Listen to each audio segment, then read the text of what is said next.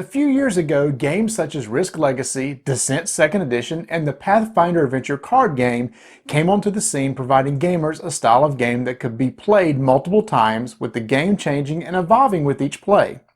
These games are commonly called campaign games.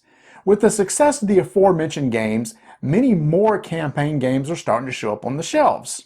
So let's take a look at these types of games in this installment of Face Up, Center of the Table.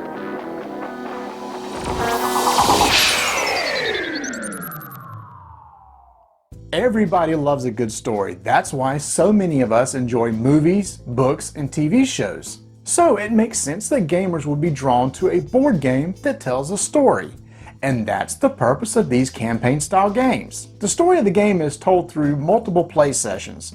On your first play, you're introduced to the story by learning about the characters, locations, and hopefully an interesting plot line. The game will then move the story along through repeated plays where characters, locations, mechanics, and even the game board itself may change in order to drive the narrative forward. By the end of the campaign, you took part in the story that will hopefully give you as much enjoyment as seeing a really good movie. That last line was wrong. It was supposed to be really good movie, so let's do a little bit better job on the proofreading, okay? The popularity of campaign games have escalated over the past couple years. With the success of #1 BGG rated Pandemic Legacy, designers and publishers are anxious to get their legacy-style games to the market for gamers to enjoy. A prime example is Kingdom Death Monster 1.5, which just closed on Kickstarter for $12.3 million and over 19,000 backers. But you don't have to wait for that game to come out, as 2017 is going to be a big year for campaign games with highly anticipated titles such as Massive Darkness, First Martians, Charterstone, Pandemic Legacy Season 2, Seventh Continent, and Bloomraven. Bloomraven, it's supposed to be Gloomhaven. Look, spell check this stuff. It's really not that hard. I don't want to look like an idiot here.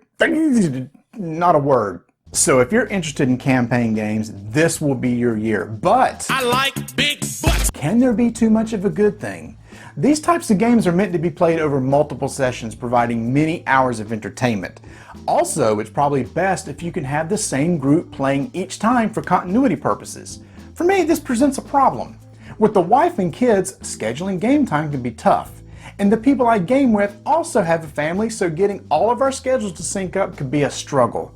And if you go too long between sessions, you may forget some aspects of the story, the purpose, the plot, shoot, even the rules. Would you please stop moving the teleprompter? Even though I love campaign-style games, I'm only going to be able to pick one or two to play.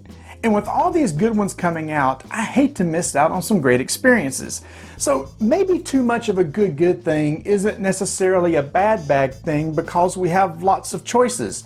But I know I can play 6 to 8 different standard, typical, common, off-the-shelf type board games over the course of a month or approximately 30 days.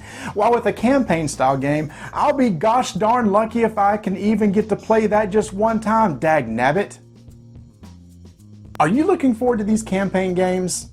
Are you in the same boat as me, having to pick only one or two to play? Let me know in the comments, Marty Eats Boogers.